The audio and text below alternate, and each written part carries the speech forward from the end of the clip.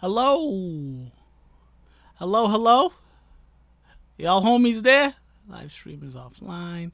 Live stream health. Hey, there we are. There we are. Welcome back, you guys. Thank you, thank you, thank you, thank you. I gotta be a little flashy today. Today's draft day. Fantasy football is here. The season's about to start. Say goodbye to Andrew Luck, but we got the season around the corner. So, in about 30 minutes, I gotta get out of here for the fantasy draft. But we gotta do the nursing news because it's important.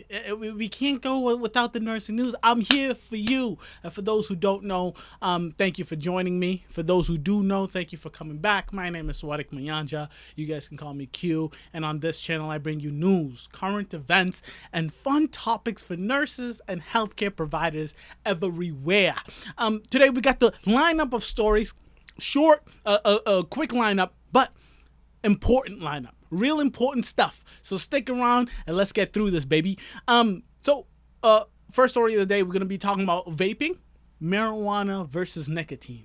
We know that marijuana is becoming legal all over the place. We know that people have been juuling left and right. You have now middle schoolers juuling. But the vaping has been causing some lung issues, and they're trying to decide, is it the marijuana or is it the nicotine or is it the mixture of both? I don't know. You stick around. Maybe you'll find out. We're going to have the nurse of the week. Favorite story every week. Nurse of the week. We're going to talk about the nurse of the week. She does do some badass shit, and I'm not just saying that. She really does do some badass shit. An Instagram suggested story, and we talking monies. Hey, yep, yep. We're going to talk about money, Instagram suggested stories. Please don't forget, a shameless shout out to myself, Q the Nurse. Go find me on Instagram. Definitely follow, where you can suggest the story where I do in nursing news.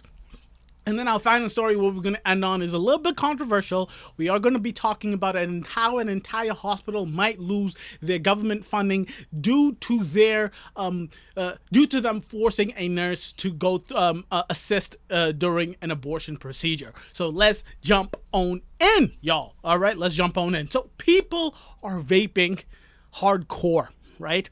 And lung injuries are being reported throughout the goddamn nation. Federal health officials are under fire for their unclear public warnings after one death and nearly 200 cases of vaping-related lung illnesses, which some say are related to the far riskier practice of vaping marijuana oil over nicotine. So that's your first hint of the day, to know that maybe they're thinking that vaping marijuana is more harmful than vaping nicotine, the e-cigarettes, the Juuls, right? So, and one of a local professor, a Boston University public health professor, Michael Siegel, said that the Center for Disease and Control, the CDC, and prevention is being unnecessarily vague about describing the injuries as simply vaping related, when many people might have been injured by vaping THC oil. So they really do think hardcore that the THC is causing these lung illnesses more rapidly and more severely than the e-cigarettes and the vaping of nicotine.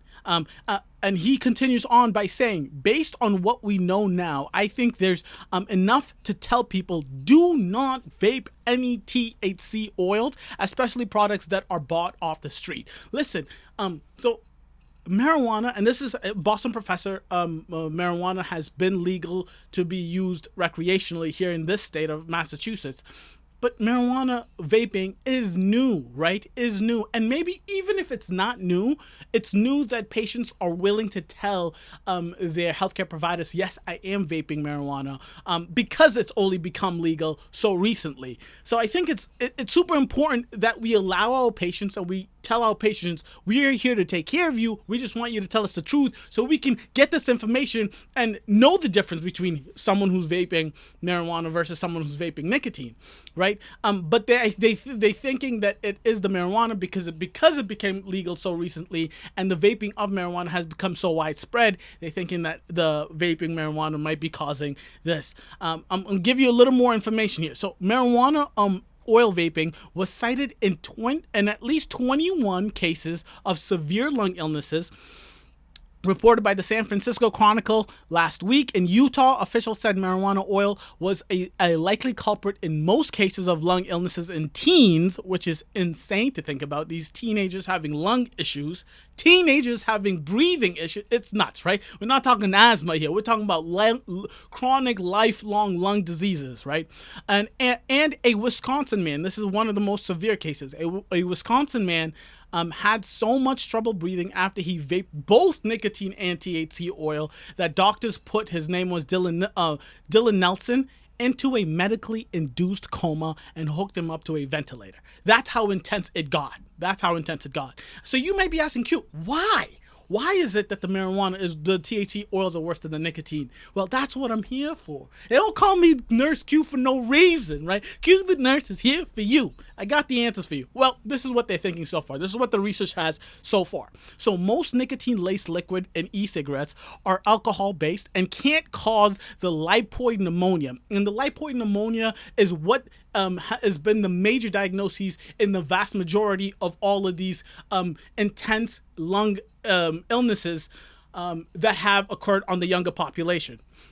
So e-cigarettes, literally the ingredients in e-cigarettes cannot cause lipoid pneumonia, but the type cited in many of the lung cases, according to Siegel, the oil used when marijuana is vaped can cause the lipoid pneumonia.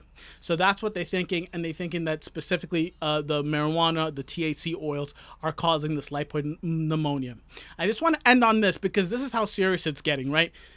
In my home state, the Massachusetts Department of Public Health notified some 25,000 doctors, nurses, and physician assistants yesterday, to watch for respiratory illnesses in patients who said they use e-cigarettes or vaporizers of any kind and report those cases to the state. Patients with the unexplained illnesses have said they have chest pain, difficulty breathing, vomiting, and fatigue. Some cases have been more serious. Luckily, so far, crossing our fingers, and like I said, it's only 25,000 doctors, nurses, and physician assistants here in this Massachusetts, but we have had zero reported cases here in Massachusetts, but in the Midwest, and someone has died from this lung disease in Illinois a couple of days ago, and I think a week ago. So that's what got everything started. And I think people are really upset with the CDC and the FDA trying to tell them, why aren't you being more specific? Why aren't you letting the public know? The reason they aren't letting the public know, the reason they can't come out and say, don't do this, don't do that, is because they're still in that stage of trying to figure out whether it is for a fact the THC or the nicotine or both, right? Remember, if you live in a state where marijuana isn't legal and you are vaping marijuana, if you have any of these problems, or if you're a nurse and you have to admit and ask these patients for any of these situations, let them know that they can tell you the truth, because we need to know the difference. We really do need to know the difference. So that's the situation so far. They're thinking hardcore that it's the THC over the nicotine. We'll find out if there are any updates. I'll let y'all know. I will let y'all know.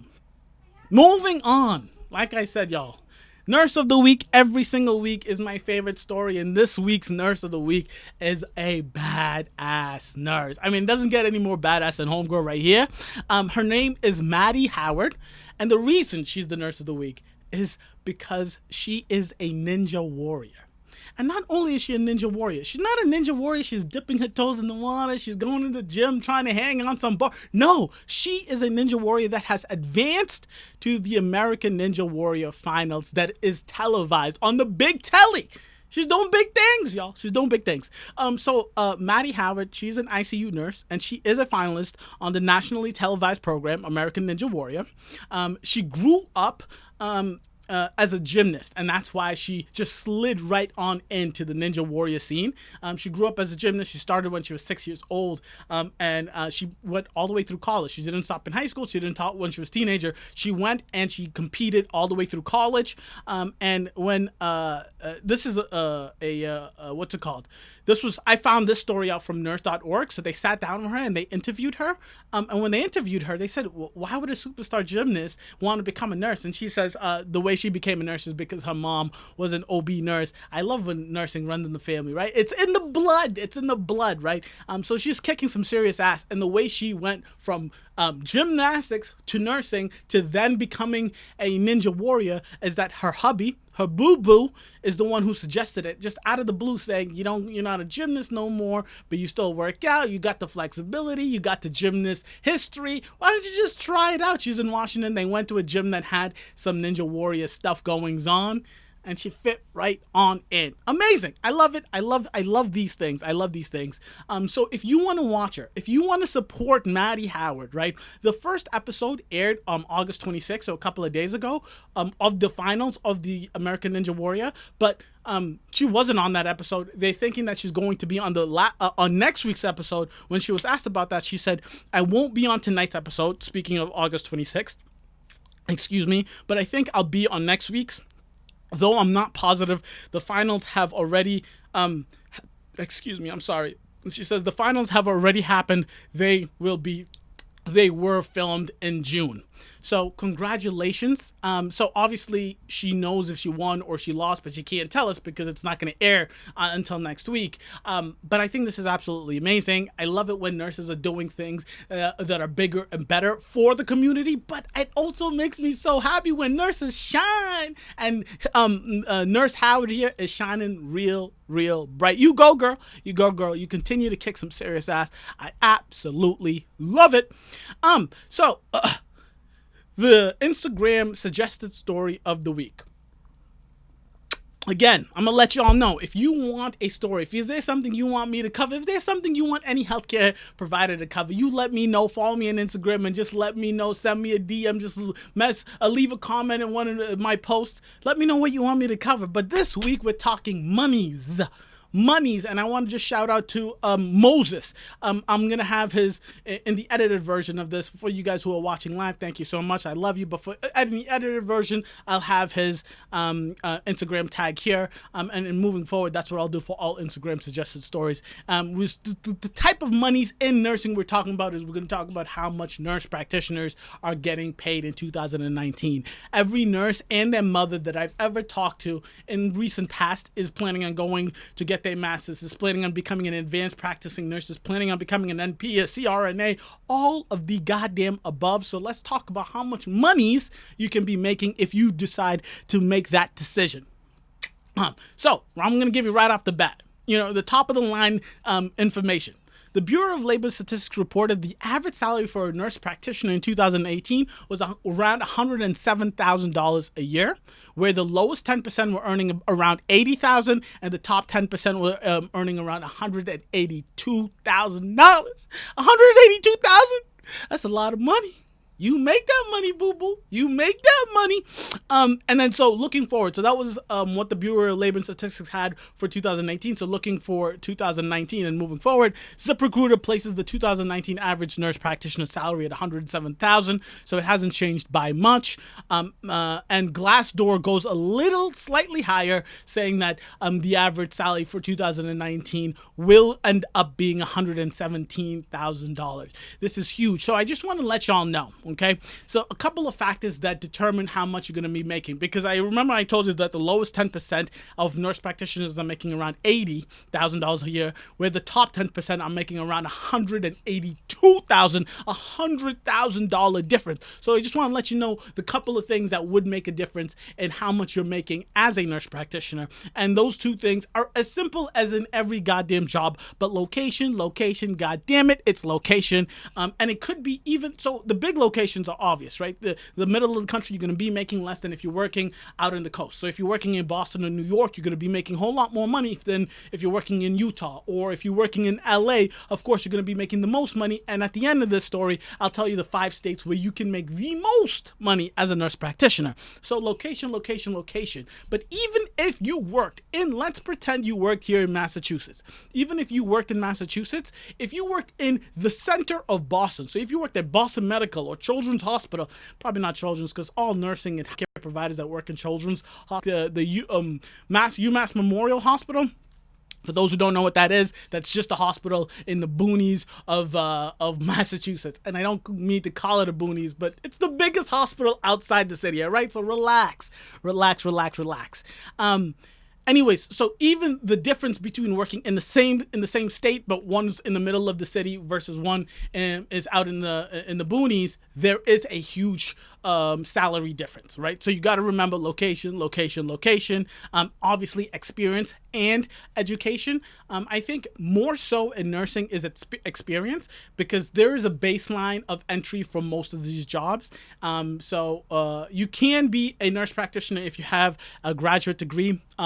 Some, I don't think many, and I don't see it happen too often, but some people are getting a doctorate, and that can raise your price. Most nursing jobs are based on a pay scale, right? There's a pay scale, so you can't be negotiating. I want more money for this. No. It's all on the pay scale. So that's why I say your price is going to be, your salary is going to be based on experience, right? So if you've been working 10 years, you're going to be making a lot more money than if you're working 5. But that's like just every other job in the goddamn world. So let me just quickly go down this list. I got 7 minutes here to get to my fantasy league. So the 5 states where you could be making the most money as a nurse practitioner are will go down from 5 up to 1. So number 5, New Jersey. The average over there is $115,000. Hawaii is number 4 at $117,000. Massachusetts, woot, is number 3 at $117,000 as well, just a couple $100 more. Alaska is $121,000. Who in God's green earth is in Alaska, right? Like I gotta talk to some nurse that's in Alaska, because that is, you gotta be paid good money if you're working in Alaska. And then last but not least, which is always and every single time we talk about money in nursing, California is where you make the most money at $124,000 a year. Absolutely amazing. We're gonna do this last story, and I might be a little late to this fantasy league because I love you guys, and it matters. This matters to me, and I think it's controversial and it's really important. So let's talk about it, okay? Abortion. The Trump administration on Wednesday threatened to pull federal support for a Vermont hospital after one of its nurses alleged she was forced to participate in an abortion despite objecting due to religious reasons. I just want to say from the get, I always feel some type of way when it comes to these kind of things, because I'm in the camp of you sign up to be a nurse, and I know people have their religious reasons to not want to be a part or do certain procedures, and I respect it. I really do respect it. But I always say, especially if it's in a situation where you're in a nurse shortage, where they don't have especially when you're in a situation where you have a nurse shortage, or you just don't have staffing at your hospital or your unit that day, you need to step up to the plate. I understand that you have your own personal reasons to not want to be a part of certain situations, but when the patient is in need and they need the care that they need, you can't tell them thank you, but no thanks. Someone's going to have to take care of these patients, right? So let me give you the details. So the nurse in question here is Catholic, and she used to work at the University of Vermont Medical Center, or UVMMC, and had made it very clear to her employer since the get, and I think that's very important to know. Since the get, she made it very clear that she did not want to participate in any abortion procedures for religious reasons. And then the complaint that she filed in May of 2018. So this is where the story gets a little rocky. And you might be surprised where I land on this. But after using the story, you might also not be. But anyways, here we go. So after being told that she would be treating a patient who had experienced a miscarriage, right? So she went into work, and her assignment that she was told to do was that she was going to be treating a patient that that had a miscarriage. She discovered that she had actually been scheduled to help with an elective abortion. See that right there. You heard my rant about why I think nurses should do what they need to do when they need to do it. But right from the get, you can't lie to your employee. You can't lie to your nurses. You can't tell them this is the assignment you're going to get. And then all of a sudden, surprise, abortion city. No, you can't do that. You can't do that. Okay? So according to a recently created policy at UVMMC, they can punish staffers who refuse to participate in abortions. Hold, I know that sounds intense. They can punish staffers if they refuse to participate in abortions when the hospital is short-staffed and the nurse's boss allegedly would not allow her to step out of the procedure room because she was the only one there. She was the only nurse available to help with the procedure. Right? So now it's a little tricky. So first they lied to her about the procedure, lied to her about her assignment, which I think is wrong in every single sense of the way. But number two, on the hospital side, on the employer side, they needed her to do it. They had no one else. Right? To end the situation, fearing retaliation, or that she would lose her job, the nurse agreed to go through with the procedure. But when she walked into the procedure room, the doctor allegedly said to her, looked at her and said, "Don't hate me," before he started the procedure. What? See, this is where I think the blame should be put, I don't want to say on the doctor, but on whoever decided on the procedure. Because it sounds to me, reading the story, and I did my research, it sounds to me that the person who decided to set up the schedule of the day, the actual doctor who set up who was doing the procedure, lied to the nurse manager, lied to whoever was making the schedule, and told that person that it was going to be a patient who had a miscarriage, when in reality, it was a patient going through an abortion. So I think the finger to blame should be on either the doctor or whoever made the schedule, because that's where the confusion happened, right? But with all that being said, whatever happened. We're moving on. Life is life, right? Life is life. So, according to the Office for Civil Rights at HHS, Health and Human Services, UVMMC broke the law and needs to change its staffing policy on abortion procedures. It received one, and this is important to know, because remember in the beginning of the story, I told you Trump's administration is threatening to take money out unless they do change the policy, right? All government funding. It received $1.6 million in grant funding over a recent 3-year period. So that's a lot of money that all hospitals need. UVMMC, I don't think, can go without it. So I do think they will be changing the policy. And to end it, the cherry on top, the heavy-handedness of the situation, the office will announce a formal notice of violation, giving UVMMC 30 days to change its policy. Ladies and gentlemen, I'm already 3 minutes late to my Final Fantasy draft, so I gotta bounce. But thank you so much for watching this live. For everyone who joined me, everyone who didn't join me, whatever the situation is, whoever you are, wherever you are, please, in all of my videos for the near future, I'm going to have a link to my podcast. Please click it, go rate it, go subscribe. Give me them 5 stars, because goddamn it, I'm trying to grow this podcast. And then last but not least, leave me a comment. Tell me the stories you like, the stories you don't like, what you want to hear in the near future. All of the above. Thank you. Catch you guys on the flip. Deuces.